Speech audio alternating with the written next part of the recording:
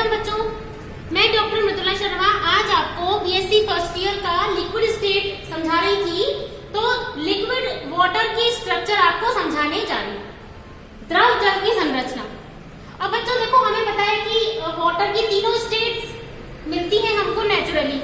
उसका बर्फ ठोस अवस्था है सॉलिड स्टेट, और जो वाटर है लिक्विड स्टेट में है, और उसकी जो वेपर है वो गैस स्टेट में है। अगर हम इसमें प्रॉपर्टीज कैलकुलेट कर रहे थे तो अभी अपन ने बताया था कि सॉलिड और लिक्विड की प्रॉपर्टीज में ज्यादा सिमिलैरिटीज थी। ठोस और द्रव के गुणों में ज्यादा समानता मिल रही थी as compare to the gaseous state. तो बच्चों जैसे कि हमें पता है कि हम अगर वाटर को स्टडी करते हैं किसी भी स्टेट के अंदर, तो कंपोनेंट तो वही रहता है H2O। दो हाइड्रोजन एटम जुड़ते हैं ऑक्सीजन के साथ में, एक ऑक्सीजन एटम के साथ में सहसंयोजक बंध के द्वारा, कोवेलेंट बॉन्ड के द्वारा। और यहाँ पर due to differences in electronegativities, विद्युत ऋणात्मकताओं में अंतर के कारण जो ये सहसंयोजक बंध बने हुए हैं, उनमें हाइड्रोजन की शेयरिंग के इलेक्ट्रॉन ऑक्सीजन की तरफ शिफ्ट हो जाते हैं, और ऑक्सीजन के ऊपर दो लोन पेयर होते हैं एकाकी इलेक्ट्रॉन युग्म। तो ऑक्सीजन के ऊपर इस बॉन्ड के इलेक्ट्रॉन का शिफ्ट होने के कारण पार्शियली नेगेटिव चार्ज आ जाता है, और हाइड्रोजन के ऊपर पार्शियली पॉजिटिव चार्ज आ जाता है। इसका मतलब कि इस पर पोल्स बन गए हैं, ध्रुव बन गए हैं। हम जब इसको स्टडी करते हैं लिक्विड स्टेट में, तो क्योंकि यहाँ पे पोल्स हैं और ऑक्सीजन के पास दो लोन पेयर्स हैं, तो जब हम उसको द्रव वाली स्टेट में, लिक्विड वाली स्टेट में जल की संरचना देखते हैं, तो हमें लेयर्स के फॉर्म में नजर आती है, परतों के रूप में।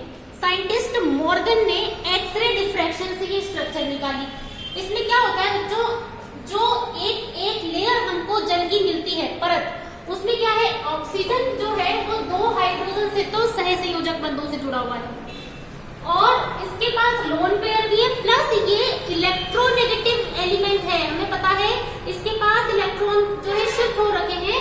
तो ये जो ऑक्सीजन का परमाणु है, ये अपने पास स्थित दूसरे जल के परमाणु जो अणु है, उसमें हाइड्रोजन के जो एटम्स है जो पॉजिटिवली चार्ज हैं, उसको भी अट्रैक्ट कर लेते हैं, और वो इतना स्ट्रॉन्ग अट्रैक्शन है कि एक बॉन्ड बनता है जिसको हम कहते हैं हाइड्रोजन बॉन्ड। तो बच्चों देखो, these are known as hydrogen bonds, और ये आपको पता है कि बहुत स्ट्रॉन्ग होते हैं। तो आप ये देखेंगे इसके अंदर कि, और हमें पता है बच्चों की हाइड्रोजन बॉन्ड क्या होते हैं, जो हाइड्रोजन परमाणु है वो मोर इलेक्ट्रोनेगेटिव एलिमेंट के साथ एक इलेक्ट्रोस्टैटिक अट्रैक्शन से जुड़ता है। एक स्थिर वैद्युत आकर्षण बल है, क्योंकि ये धनात्मक है, ऋणात्मक है, तो वो बॉन्ड हाइड्रोजन बॉन्ड होता है। हाइड्रोजन उसमें कंपलसरी है, लेकिन दूसरा विद्युत ऋणी तत्व होना जरूरी है जो ऑक्सीजन है। तो इस तरीके से एक के बाद एक परमाणु उस एक लेयर के अंदर हाइड्रोजन के ऑक्सीजन के साथ जुड़ते हैं, और वो होते हैं हमारे H बॉन्ड। तो इस प्रकार से एक परत खत्म हो जाती है, उसके नीचे जो दूसरी लेयर है जल की, वो भी आपको बिल्कुल सेम इसी तरीके से हाइड्रोजन बॉन्ड के थ्रू दिखाई देती है।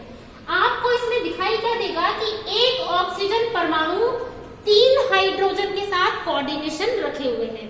ये देखिए, दो हाइड्रोजन तो कोवेलेंट बॉन्ड वाले और एक हाइड्रोजन बॉन्ड वाला। तो ये जो त्रिकोणीय संरचना है वो आपको जो है एक्सरे विवर्तन से प्रूफ होकर के मिलती है। तो लिक्विड वाटर तो हमारे पास होता है इस तरह की संरचना का। अब हम कह रहे हैं कि हम इस वाटर को, जिसमें कंपोनेंट वही H2O है, उसको अगर हम फ्रीज कर दें, उसको अगर हम 0 डिग्री पर लेके आते हैं और आइस बन जाती है, तो क्या संरचना हो जाएगी, उसकी स्ट्रक्चर में क्या परिवर्तन आएगा। क्योंकि हमारे पास एक क्वेश्चन था बच्चों, इससे पहले हमने किया है, थर्मल एक्सपेंशन कोफिशिएंट, तापीय प्रसार गुणांक। तापीय प्रसार गुणांक मोस्ट ऑफ द लिक्विड्स के लिए हमने कहा है कि वो पॉजिटिव ही होता है, धनात्मक ही होता है, लेकिन वाटर उसका एक्सेप्शनल केस है। जब अपन टेम्परेचर कम करते हैं तो क्या हो जाता है उसके अंदर वाटर में, और 0 डिग्री से 4 डिग्री पर गर्म करने पर वाटर एक्सेप्शन था, जिसमें कि उसकी वैल्यू अल्फा की माइनस आ रही थी, जो तापीय प्रसार गुणांक था, और 4 के ऊपर गर्म करने पर वो नॉर्मल वैल्यूज दे रहा है। तो वो क्यों होता है, देखो हमने इसमें क्या किया, ये जो कोऑर्डिनेशन हमारे पास 3 हाइड्रोजन से है ऑक्सीजन का, आप जब टेम्परेचर कम करते हैं तो टेम्परेचर कम करने पर होता क्या है, इंटरमॉलिक्यूलर डिस्टेंसेस जो मॉलिक्यूल्स हैं उनकी कम हो जाती हैं। There is decrease in intermolecular distances of molecules, अंतर आणविक दूरियां कम हो जाएंगी। अगर इंटरमॉलिक्यूलर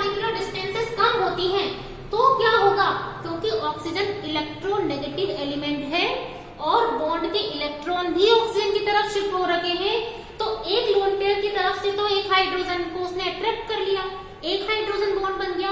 अभी एक और हाइड्रोजन के लिए एक और लोन पेयर उपस्थित है।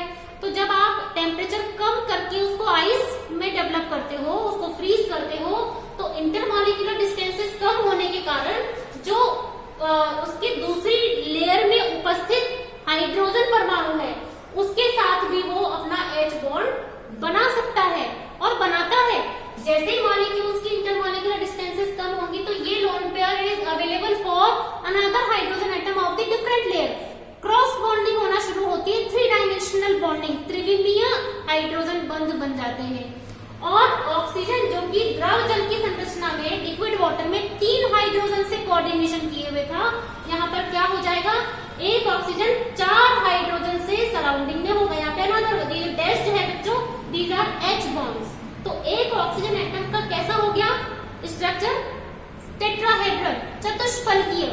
इसका कोऑर्डिनेशन जो है वो बढ़ गया है 4 से 5।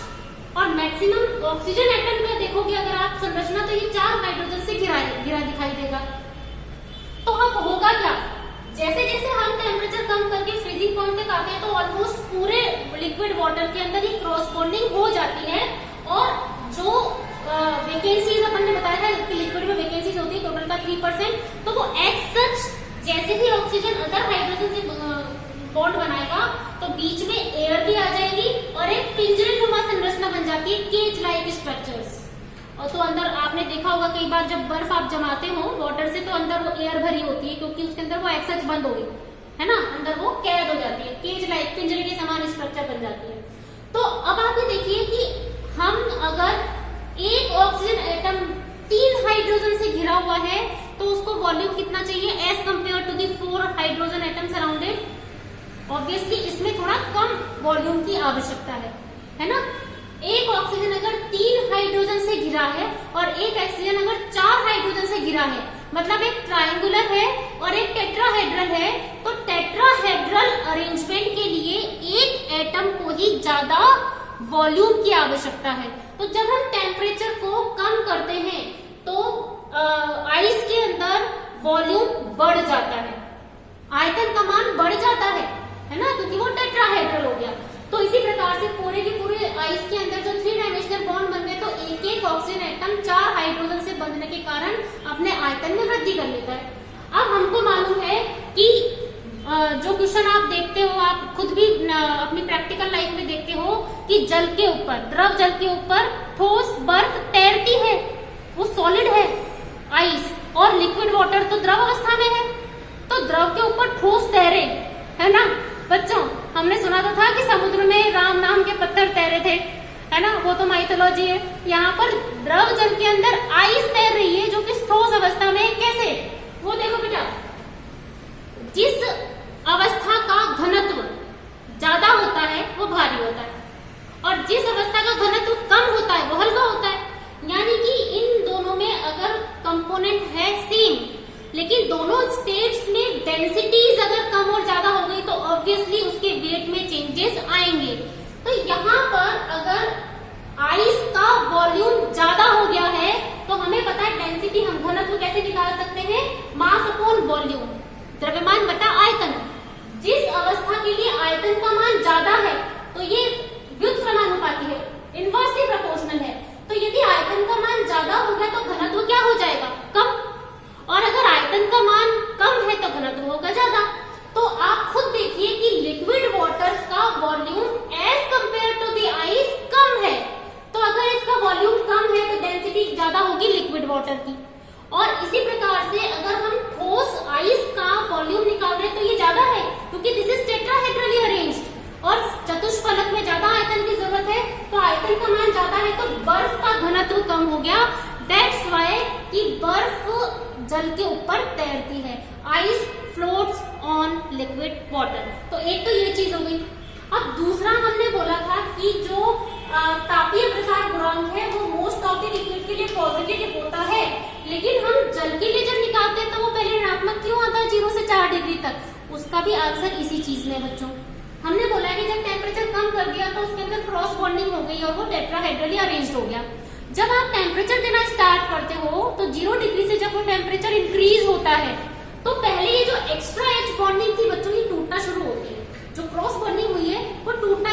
जाएगी, है ना, इट स्टार्ट्स ब्रेकिंग। जब ये ब्रेक करना शुरू करेगी तो पहले जब तक कि पूरे के पूरे आइस के क्रिस्टल में वो बॉन्डिंग नहीं टूटेगी तब तक वो प्रोसेस चलती रहेगी, और ये प्रोसेस चलती है 4 डिग्री तक गर्म करने पर। पूरे आइस के क्यूब में आप जब 4 डिग्री तक गर्म करते हो तो सारे क्रॉस बॉन्ड, ये जो एक्स्ट्रा बॉन्ड बने थे ना अपनी ऊपर की परत से, वो सब टूट जाते हैं और वो अपनी नॉर्मल स्टेट में आ जाता है, जिसमें कि वो लेयर्स की फॉर्म में मिल रहा था, और बर्फ में जो उसकी चतुष्फलकीय संरचना थी वो वापस अपने 3 हाइड्रोजन के साथ ही कोऑर्डिनेशन में आ जाता है। तो क्या होगा, 0 से 4 डिग्री तक गर्म करने पर यहाँ पर 0 डिग्री पे वॉल्यूम ज्यादा था, और अब टेम्परेचर देने पर जो हम 0 से 4 डिग्री तक गर्म कर रहे हैं तो क्या हो रहा है, वॉल्यूम कम हो रहा है, क्योंकि लिक्विड वाटर का वॉल्यूम कम है। तो यहाँ पर अल्फा की वैल्यू क्या हो गई, डिक्रीज हो गई। तो इस कारण से जो आइस है, यानी 0 डिग्री पर जब हम आइस को गर्म करते हैं तो 0 से 4 डिग्री तक होना चाहिए था टेम्परेचर देने पर volume must be increase, but यहाँ पर 0 से 4 डिग्री तक गर्म करने पर पहले वो अपनी सामान्य संरचना ऑब्टेन करता है और वो 3 हाइड्रोजन से ही सराउंडिंग में आता है, फिर से अपनी पूरी की पूरी परतीय संरचना बनाता है, और इस प्रकार से उसके आयतन में कमी आती है। फिर जब 4 डिग्री से ज्यादा हम गर्म करते हैं तो क्या होगा, वो जो अपने पास एक सिंगल हाइड्रोजन बॉन्ड प्रेजेंट था, इसके अंदर भी अब मॉलिक्यूल्स जो है दूर दूर होना शुरू हो जाएंगे, ये वीक होना शुरू होंगे। अब इंटरमॉलिक्यूलर डिस्टेंसेस का बढ़ना शुरू होगा, जिसको हम थर्मल एक्सपेंशन कह रहे थे, वो नॉर्मल प्रोसेस आपको दिखाई देती है। तो यहाँ above 4 degree alpha will be positive. तो जो क्वेश्चन आता है बच्चों आपका कि तापीय प्रसार गुणांक जो है वो लिक्विड्स के लिए होता कितना है और जल के लिए इस तापीय प्रसार गुणांक को समझाइए, तो आपको ये पूरा एक कॉन्सेप्ट समझाना है। अगर वो पूछते हैं कि explain why ice floats on liquid water, तो आपको ये समझाना है, ठीक है ना।